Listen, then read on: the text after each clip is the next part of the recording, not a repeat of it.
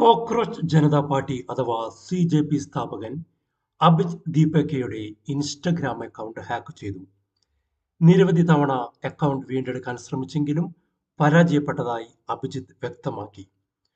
സുരക്ഷാ കാരണങ്ങളാൽ account lock ചെയ്തിരിക്കുകയാണെന്ന സന്ദേശമാണ് സ്ക്രീൻഷോട്ടുകൾ സഹിതം അഭിജിത്ത് എക്സ് പ്ലാറ്റ്ഫോമിലൂടെ പങ്കുവച്ചിട്ടുള്ളത്.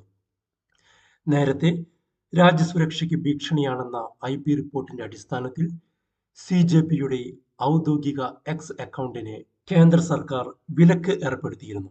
തുടർന്ന് IT മന്ത്രാലയത്തിന്റെ നിർദ്ദേശപ്രകാരം അക്കൗണ്ട് തടഞ്ഞുവെച്ചെങ്കിലും കോക്രോച്ച് ഈസ് ബാക്ക് എന്ന പുതിയ അക്കൗണ്ടുമായി അവർ വീണ്ടും സജീവമാവുകയായിരുന്നു. സുപ്രീം കോടതി ചീഫ് ജസ്റ്റിസിന്റെ പ്രശസ്തമായ പാഠപ്രയോഗത്തിന് പിന്നാലെ ഇന്ത്യയിൽ രൂപം കൊണ്ട ഈ കൂട്ടായ്മ ഇപ്പോൾ അതിർത്തി കടന്ന് പാകിസ്ഥാനിലും തരംഗമാവുകയാണ്. ഇന്ത്യയിലെ CJPയിൽ നിന്ന് പ്രചോദനം ഉൾക്കൊണ്ട് cockroach Awami party, cockroach Awami league എന്നീ പേരുകളിൽ പാകിസ്ഥാനിലും പുതിയ സോഷ്യൽ മീഡിയ പേജുകൾ ആരംഭിച്ചതായാണ് റിപ്പോർട്ടുകൾ സൂചിപ്പിക്കുന്നത്.